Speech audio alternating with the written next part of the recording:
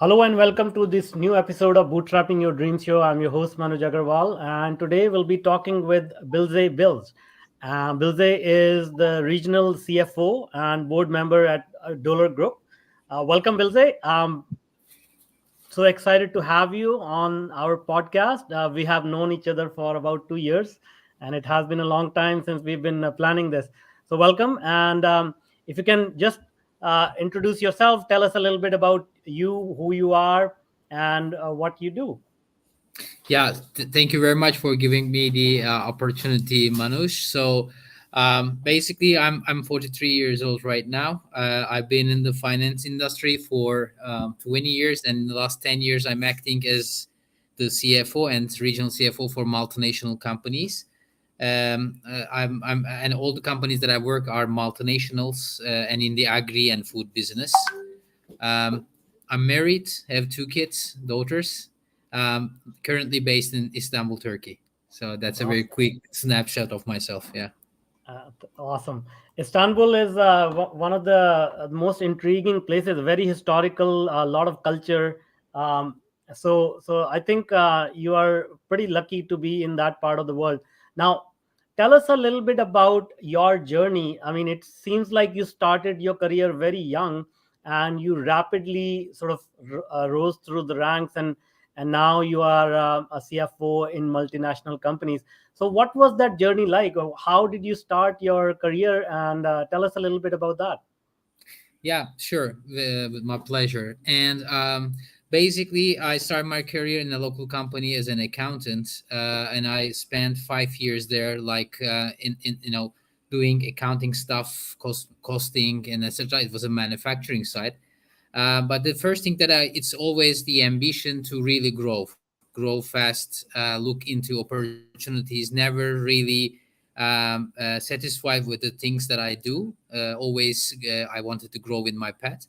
Therefore, I was always looking in the around, and I always believed that anyone can know the financials numbers better. If they know about the business, they can add more value. So that is my path to the growth.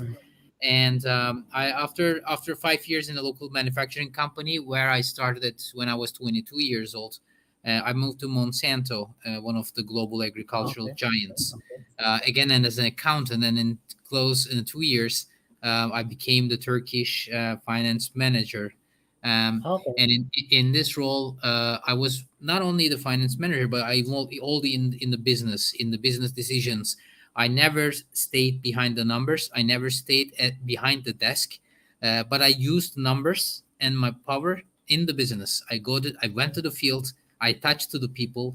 Um, I created a good network with people. So I then your influence starts. People starts to respect you. You don't need to threaten people. You don't need to make people afraid of you, but you can make people influence. Yeah. You can make people believe in you and respectful to you. Mhm. Um, and then Monsanto again, Turkey finance manager, and afterwards U.S. Controller for 2 3 years, and then after spending 3 years in the U.S., came back to Turkey and as a CFO for a software company, completely different business than the agriculture, a service company. It was the name was Solera. Then it was acquired in another multinational company. After 2 years being as CFO in the Solera group, I had my real extensive and very large CFO role in Bunge, Turkey. Bunge is still in the publicly traded company in the New York Stock Exchange. Is in the agricultural commodity markets, largest one, competition in Cargill, Dreyfus, ADM, etc. And I was the CFO of Bunge for 6 years in Turkey. And yeah, it was a very good experience for me. Large team management, different influence, M&A activities, looking into different actions, having a different mindset because you now have very senior people reporting to you, where you need to manage. You have different cultural people that you need to manage. Therefore, it's really critical that you really manage this situation. And after 6 years with Bangi, also I also led the Romanian operation for a while as a CFO in the East Europe, and then now after leaving Bangi, 3.5 years almost, a little bit more, I'm with Döhler as being the regional CFO. The company, which is a German family-owned company, but a large one in the B2B market, food manufacturing in the food and ingredients industry, serving for the global customers. So that's a Awesome. little bit my short journey in Yeah, this. yeah. No, that's amazing. Thank you so much. It seems like, a few insights I picked up as you started. Business is all about numbers, isn't it? Like, a lot of people don't put too much emphasis on numbers, or even if they understand that numbers are important, they ignore it until it becomes really, really important. So having somebody like you on the team to really understand the numbers and articulate them when needed is very, very important for any business, small or large. And then the other thing I noticed was that, as you said, like, people who rise through the ranks, they are never satisfied with status quo. They never sort of say, okay, now I can settle down. Even if they stay in a company, they're always looking for new ways to improve things. And the last Mhm. thing, as you said, like, building relationships, building influence is an art that you learn as you go through. Specifically, as you go in the higher and at the higher level, these relationships become very, very important, isn't it? Yes, absolutely. Because you learn from people, you influence people, you can teach people, you can share something with people.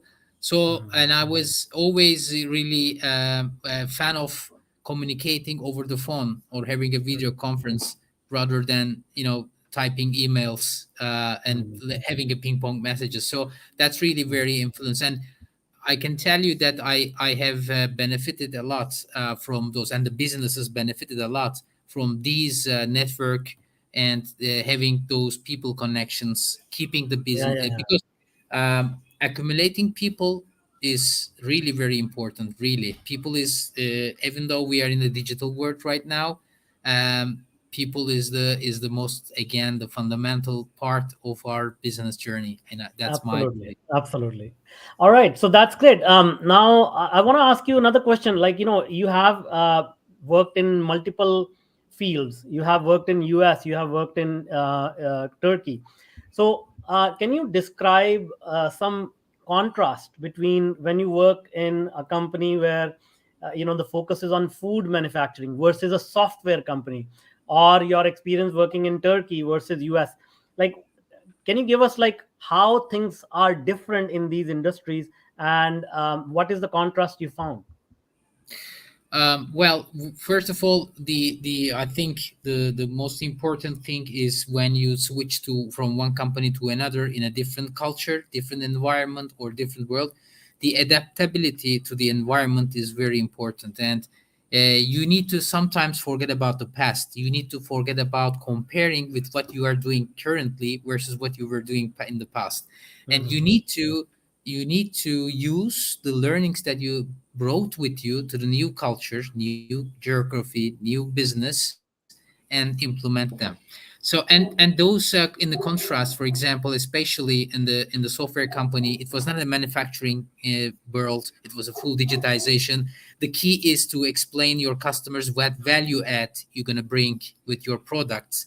uh, I think the whatever you are doing and wherever you are, it's important to focus on understanding the culture and understanding the business, understanding the product, what you are selling. And then once the core fundamentally you understand this, then you can really bring your learnings, use your experience to make a difference among Mhm. those in the geographies.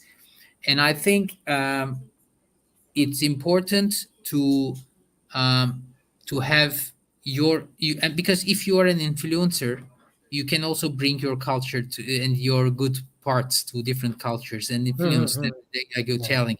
And that's not something that everybody can does, Mhm. but try. and do and Yeah, see the benefit. That's my belief. But understanding, so being flexible, like when we want to acquire a software, we always, the selection criteria is customization. Customize yourself according to the geography, according to the business.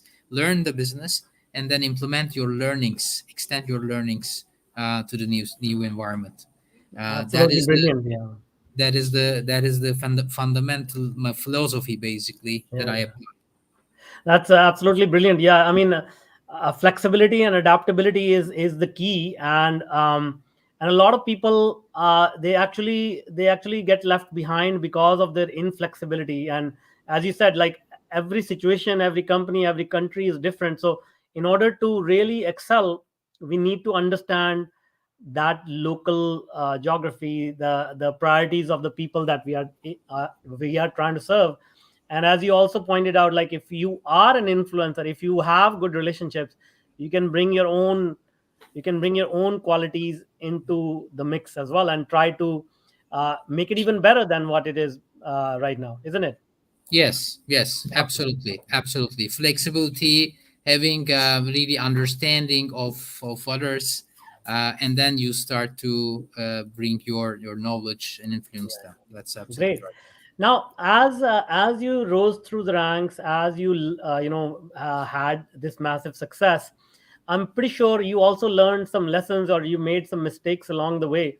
So, can you share any important lessons that, or opportunities of growth which were caused by some mistakes that you made, that you recall, and that have stayed with you for a long time?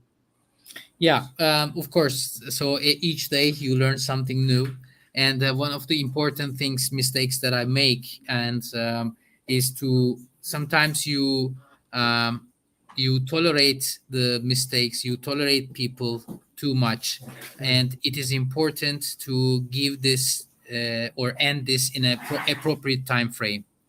And because if you tolerate people too much, if you really stay on them too much, you make the mistakes, or you delete the, or you just postpone the solution too much.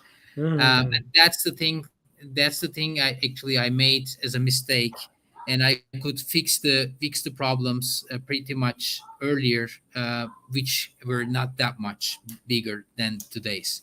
So this is the most important mistake that learned. Also, when I was young, or maybe 7 years ago, sometimes when you see a incorrect thing happening in the business, you don't need only to watch it and raise it, but you need to influence it, you need to stop it, Mm-hmm. as with your power, with your influence. You can every level of in the professional life, every level can influence something. And this can be, make a noise. Okay, if you cannot change the things, make a big noise, so your top managers can understand, can see what's happening, the risk. And I learned it basically because Bangi is a trader, and sometimes you need to be bullish.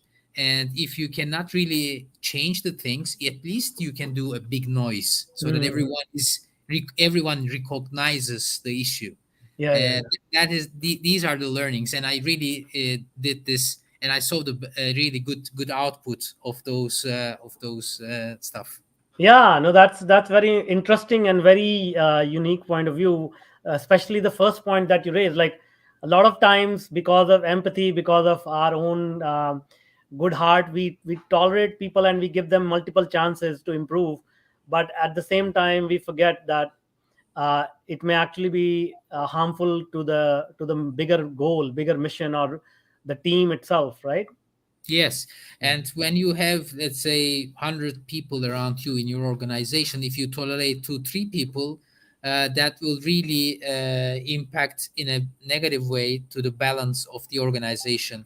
Because whenever you make a favor to someone, it's an unfavor to another one. Yeah, And you shouldn't be tolerating people more than enough. yeah. That is the learning. That is the learning, and that's very critical learning. Mhm, mhm. That's a very important one. Now, so when you are faced with these type of situations, what is the way that you come to a solution? Because I'm pretty sure some of these situations, like moving to a new country, moving into a new industry like software, uh, what is your thought process to solve, identify these problem and then solve the problem? Like, do you uh, do you look at options? Okay, these are the options of the solutions that we can implement. How do you determine what is the course of action that you need to take to solve these problems?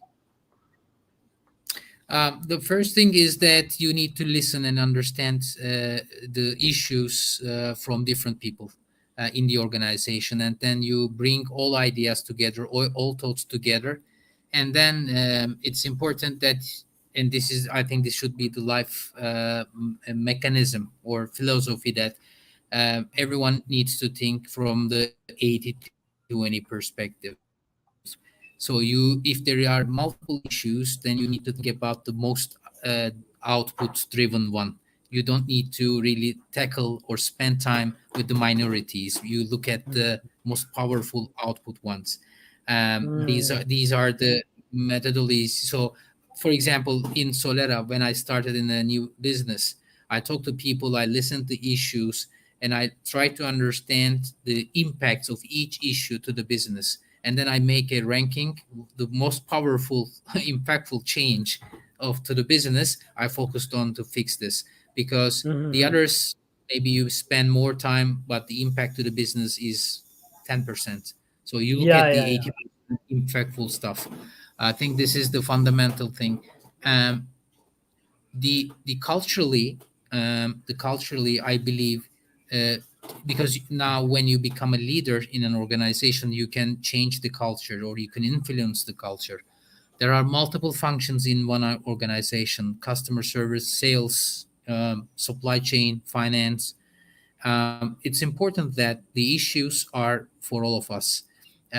If there is a problem, if there's a problem happening, everybody should think that 90% of the problem is me and 10% is something Mm, else. If everybody thinks like 90% of the problem is because of me, then everybody owns the problem and the problems really can be fixed. In contrary, if people thinks 10% is belongs to mine, 90% is ev- somebody else, then everybody will blame each other and nothing will yeah. be solved, and it will be a time consumption. So these things I learned in the business, and the first thing that I do in the business, as I said, is listen first to people, understand the problems, and focus on the 80s rather than 20s. Yeah, yeah, yeah. That's great. That's great. This one insight that you have shared, taking ownership and thinking that any problem that exists, majority of the responsibility lies with me, whether that is true or not. But that attitude itself fixes a lot of problems, because then, if everybody starts to think like that, they can all collaborate in a very responsible manner and then solve those Absolutely. problems, right? Absolutely, absolutely. Great. Now And something, yeah, go ahead. yeah. No, no, go ahead. Go ahead. And this is a really that mentality requires a big management, change management, basically, and it's not easy to really implement in every culture.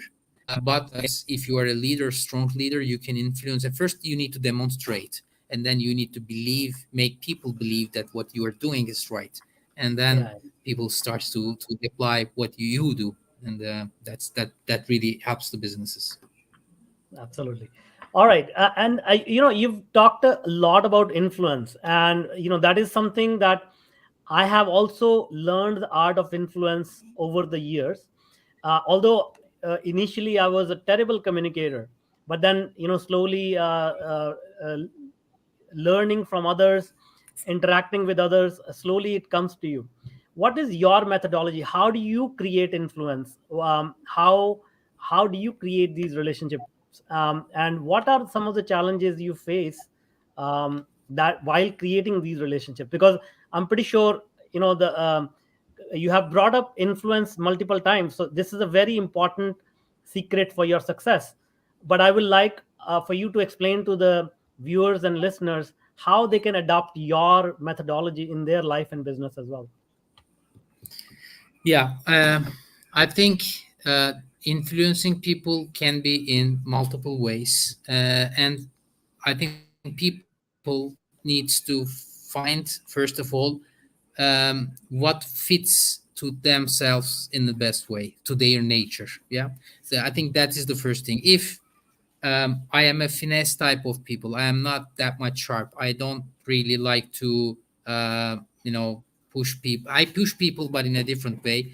But if I don't want to talk in a bad way, that's my personality. And first, people needs to find itself in themselves what type of leadership or influence methodology or leadership methodology makes them happy. Then Hmm. they will maximize their output. That's the first thing. For me, I am really a human person. I like to touch people. I I lead many organizations, and I don't want the people report to me or do what I say because they afraid of me. I, rather, but I like them to do because they respect me. They are loyal to me, not to me, to the business, basically. So Hmm. this is the mentality that I wanted to build up, and whenever and in the entire organizations that I worked for, in Monsanto, in Bunge, right now in Döhler, you do the right thing. You do the right thing for the business. You listen to people and you challenge the people in a proper way, and over time, people start to respect you and Hmm. start to respect your knowledge, and then this influence is not only stays in your finance organization for me, but also spreads to the sales, spreads to the customer service, industrial, everything. And I think it is not to really having there can be tough arguments, but being gentle, being proper, talking with numbers, talking with facts, and sometimes acknowledging if you are wrong, acknowledging that you are wrong, is also creating a respect on the people. I don't like to be Hmm. staying in the ego, like using the seat, power, etc. But you need to touch people, and touch people is always important. And all my organization, I never ever did any, let's say, um, ego talks to anyone. So I always Hmm. touch everybody, and this is really important. And with this, you influence people, you carry people. And you carry people. I leave Monsanto, I leave Bungie, but I still in contact with people. We share knowledge, we share ideas. I talk to people in Bungie, in Argentina, in Brazil, in St. Louis. Same for Monsanto, and we share knowledge, we share business. Sometimes we share people. If there is anyone looking for an opportunity outside, we do share the talents, and this is that's an amazing network to share. Amazing, amazing. That's great. Like as you said, like be humble, not let the ego come into the process, and then, as you said, like do not be selective on who you talk to. Talk to everyone, whether that's a high-ranking official or any type of person. The more you can hold them, sort of help them, and then support them, the bigger your influence is. So now let me ask you one thing. Because my field is data, my field is artificial intelligence and technology. How much of these technologies are being adopted in large corporations? Do you think decision makers and executives know the power of data that can really impact the companies? What are your views about it? I think now, with the last 2 3 years, having the pandemic in place, digitalization has taken a lot of importance. I think now everybody is trying to adopt themselves, and but the AI, artificial intelligence technologies, artificial thing, especially in our company and in my belief, is very important, and really making your life easier, influencing your decisions, accelerating your decision making process. seeing the corners that you have missed before, and all automation and important. And now we are successfully, and we have, of course, we are never done. But in our company in Döhler, we do have the digitization in all places, and we continuously, progressively continue to digitize our systems, like we do on the let's say on the all import processes, customer service processes, accounts payable processes. We use robotic systems, RPA systems. We have, you name it, automatic artificial intelligence answering to our customers, artificially batch selecting in the industrial side when we deliver a product to our customers. So we use the artificial intelligence for all sides of our business. But of course, it's not enough. We should implement more and more, but the thoughts and mindset should be in that way. I'm not sure that everybody in the whole world understands the level of value of the artificial intelligence. But once you are in, you can definitely see the difference that those digitizations and artificial intelligence is making in your life and in your business. That's amazing. Yeah, yeah. I think I share the same sentiment. Like people who invest in these technologies, when they see the results, when they see the return on investment, then they are bought in. But a lot of people are almost like a little bit confused, a little bit scared of using these technologies because they don't understand these technologies. So that's the same sort of that's the same feedback that I get from the market as well. Like, if you get into it, you see the benefit, and then you invest more. So thank you for sharing that. Now, in terms of your own success, what role did your mentors or coaches play? Like, did you have any mentors who helped you along the way? Did they provide you some key insights? Tell us a little bit about that. Like, how were you able to leverage other people's experiences and mistakes to reach the level of success that you have reached? Um, I had a regional CFO, actually group CFO in Monsanto, Mark Rutiers. I can spell the name. I like him a lot, and I still talk to him from time to time. And I see him always as my mentor, because I learned a lot from him for how to treat people, how to give chances to talents, no matter which nationality they are or which roles they are.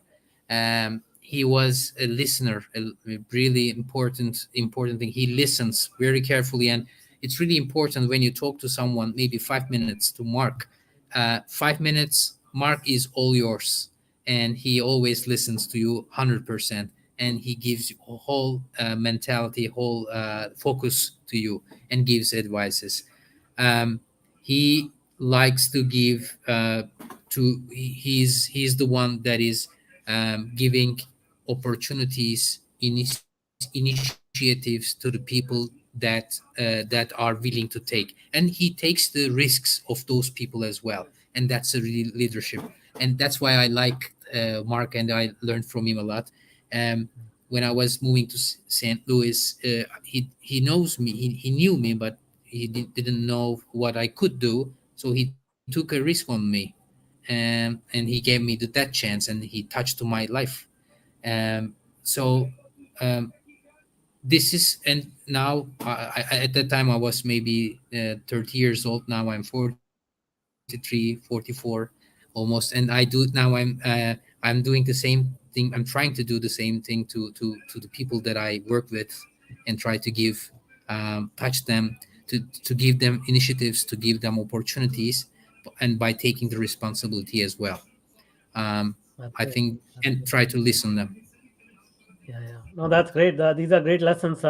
And yeah, I mean, mentors play a lot of important, like really critical role. I see that any successful person I have met, and including my journey, if I didn't have those mentors and other people, they share their stories. If they didn't have those mentors, the life journey would have been totally different. So I always recommend people who want to achieve big success, find those mentors and really take advantage of their experience. So thank you for sharing your journey with us.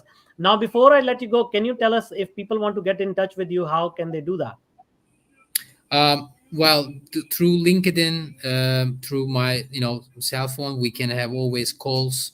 I can really. I also would like to really know more people to share my experience, because it's not only while the idea is to share the experience. Sometimes you learn from the people as well. So LinkedIn will be the first touch, and I'm very open to share my communication details to have a conversation, maybe probably video conversation with anyone. Amazing. Thank you so much. Thank you. We'll put that link in the show notes. Thank you. You're welcome. Yeah. Thank you. Thank you.